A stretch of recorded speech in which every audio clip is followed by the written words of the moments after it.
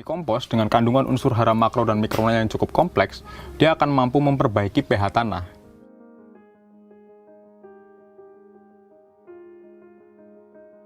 Hai Sobat Ensiklo, jumpa lagi dengan kami tim Ensiklo. Pada video kali ini, saya akan berbagi kepada teman-teman semua tentang salah satu metode pembuatan pupuk kompos dengan menggunakan cacing. Nah, pembuatan kompos dengan cacing ini lebih banyak dikenal dengan istilah vermikompos ya. Keunggulan dari kompos yang dihasilkan dari proses penguraian menggunakan cacing ini ada beberapa hal. Yang pertama, kandungan kompos tersebut memiliki unsur hara yang kompleks, baik unsur hara makro maupun unsur hara mikronya.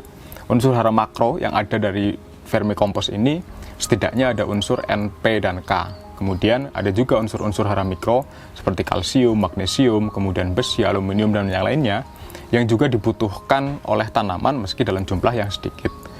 Pemupukan tanaman dengan menggunakan vermikompos, dia akan mendapatkan beberapa hasil yang cukup baik untuk tanaman. Yang pertama, vermikompos ini dia mampu meningkatkan daya ikat media tanam terhadap air. Bahkan daya ikatnya ini bisa naik sampai 40 sampai dengan 60%, sehingga media tanam akan mampu menyerap dan juga menyimpan air secara baik dan kelembabannya akan terjaga. Yang kedua, vermikompos dengan kandungan unsur hara makro dan mikronya yang cukup kompleks, dia akan mampu memperbaiki pH tanah. Bagi teman-teman yang mungkin bermasalah dengan media tanam atau dengan lahan yang memiliki pH jelek, bisa menggunakan vermikompos sebagai salah satu bentuk untuk memperbaiki pH tanah. Seperti yang teman-teman lihat di depan saya ini, saya memiliki satu wadah, ini box dari bahan plastik ya. Di wadah inilah saya memproses kotoran kuda, kemudian kotoran sapi, atau juga kotoran kelinci dengan proses penguraian menggunakan cacing tanah ya.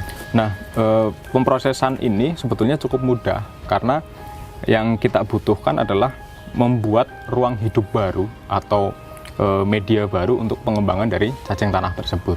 Ada beberapa hal yang penting untuk disiapkan jika teman-teman akan membuat vermikompos. Yang pertama, tentu saja kebutuhan wadahnya ini. Wadah ini bisa teman-teman menggunakan beragam wadah, mau pakai baskom, mau pakai yang lainnya. Yang penting dia untuk bagian samping dan bawahnya dia rapat. Nah, kemudian yang penting juga untuk penyiapan wadah adalah wadah yang dia mampu untuk menahan kelembaban atau menjaga kelembaban dari media yang kita gunakan untuk disiapkan sebagai makanan bagi cacing tanah ini. Satu hal yang tidak kalah penting dalam proses penyiapan media untuk pembuatan vermikompos ini adalah saya akan menyertakan, di sini saya punya pelepah pisang ya. Ini saya ambil dan saya belah untuk bagian tengahnya. Kenapa saya menyiapkan ini? Pelepah pisang ini dia berfungsi untuk sebagai media bertelur dari cacing yang saya gunakan dalam proses pembuatan vermikompos. Salah satu kunci keberhasilan dari pembuatan vermikompos adalah sebetulnya ada pada pengembangbiakan cacing tanah tersebut. Saya menggunakan pelepah pisang ini, tujuannya adalah apa? Agar cacing-cacing tanah ini bertelur, kemudian dia berkembang biak. Sehingga ketika jumlah cacingnya semakin banyak, maka proses penguraian yang terjadi di dalam wadah ini, dia juga akan berlangsung secara cepat. Dengan bertambahnya jumlah cacing di dalam wadah ini adalah sebuah keuntungan tersendiri. Bukan hanya mempercepat proses penguraiannya saja, tetapi dengan jumlahnya yang berkembang biak itu, maka kita juga bisa mengembangkan. Misalkan ketika satu wadah ini cacingnya sudah terlalu banyak, maka kita bisa menggunakan wadah yang lain atau pengaplikasikannya dalam jumlah atau kapasitas yang lebih besar lagi. Nah, pelepah ini biasanya akan saya taruh untuk di bagian bawahnya. Jadi ketika saya menyiapkan wadah seperti ini, ada pelepah pisang yang saya potong seperti ini dan saya belah, maka ini akan saya tata untuk bagian lapisan paling bawahnya. Kemudian setelah itu baru lapis kedua, saya akan menempatkan kotoran hewan, mau pakai kotoran kuda, kotoran sapi, ataupun kotoran kelinci, atau kotoran yang lainnya. Kemudian setelah itu baru kita masukkan cacing tanahnya. Nah, ketika proses pembuatan ini, ada beberapa hal yang juga tidak kalah penting perlu teman-teman perhatikan. Yang pertama, karena cacing ini dia adalah hidup, maka kemudian ruang hidupnya juga harus disesuaikan dengan kondisi cacing tersebut. Cacing memiliki kondisi media yang lembab, maka kita perlu menjaga kelembaban dari media yang kita gunakan dengan cara menyemprot air misalkan. Nah, kelembabannya ini dia berkisar antara 50% ya, karena cacing dia menyukai yang lembab. Kemudian yang kedua, kita juga perlu memberikan lapisan di bagian atasnya ini sebagai penutup. Kalau di sini saya menggunakan daun-daun pisang yang saya tutupkan di bagian atasnya. Penutupan ini berfungsi untuk menciptakan ruang gelap sebetulnya, karena cacing dia menyukai tempat yang gelap untuk tumbuh dan berkembang biak. Nah, produk vermicompost ini sebetulnya sudah banyak tersedia di pasaran.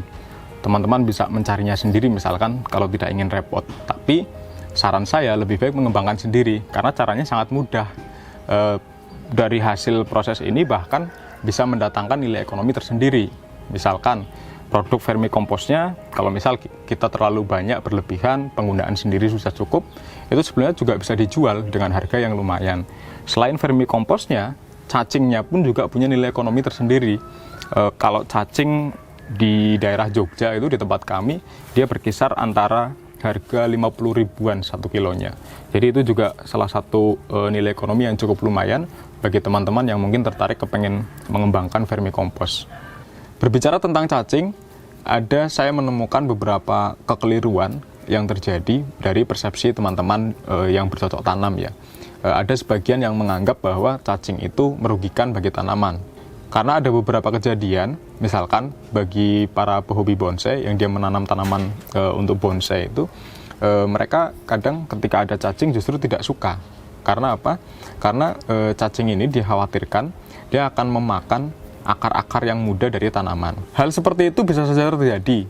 Faktornya ada beragam. Yang pertama, bisa saja karena kelembaban media tanam yang tidak terjaga dengan baik, sehingga cacing akan memakan akar muda yang dia sifatnya lembab ya, atau masih dalam kondisi dia sedikit basah.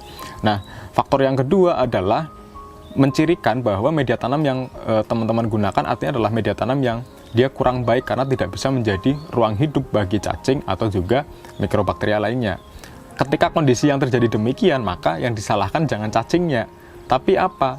Penyiapan media tanamnya harus disesuaikan dengan memperhatikan ada ketersediaan misalkan bahan-bahan karbon organik atau juga bahan lainnya yang dia bisa menjadi sumber-sumber makanan bagi cacing dan jenis-jenis mikroba lainnya. Yang menjadi catatan penting perlu teman-teman ketahui adalah bahwa tanaman dia akan menyerap nutrisi dalam bentuk yang sudah terlarut. Unsur hara makro maupun mikro yang dibutuhkan oleh tanaman akan diserap adalah ketika dia sudah dalam bentuk terlarut.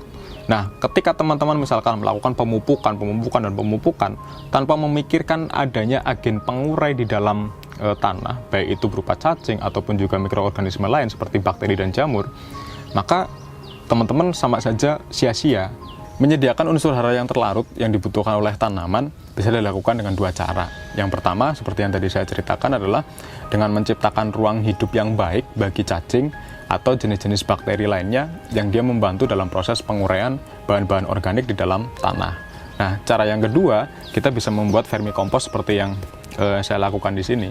Ini untuk membantu memperkaya unsur hara terlarut yang ada di dalam media tanam, sehingga dari bekas kotoran cacing ini kita bisa aplikasikan sebagai pupuk tambahan.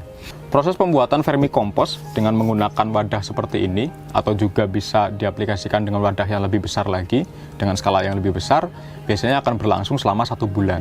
Nah, setelah 1 bulan itu, nanti di bagian permukaan, di bagian atasnya, itu kita bisa memanen ya. Kita bisa memanen hasil kompos yang sudah dihasilkan. Biasanya ada dalam 2 bentuk. Yang pertama adalah dia dari kotoran cacingnya itu sendiri, kemudian yang kedua dari sisa-sisa makanan cacing yang dia tidak termakan secara sempurna. Ketika penyiapan awal kemudian sampai dengan panen, ada beberapa hal yang perlu teman-teman ketahui. Yang pertama adalah kelembaban dari media tanam ini harus terjaga dengan baik ya. Seperti saya sebutkan tadi, cacing menyukai tempat atau media yang lembab. Kelembabannya dia berkisar sekitar 50%. Kemudian yang kedua, pemberian makanan bagi cacing, baik dari kotoran hewan maupun juga misalkan teman-teman punya sisa-sisa sayuran atau buah yang juga ikut dimasukkan, maka lebih baik dilakukan secara berkala.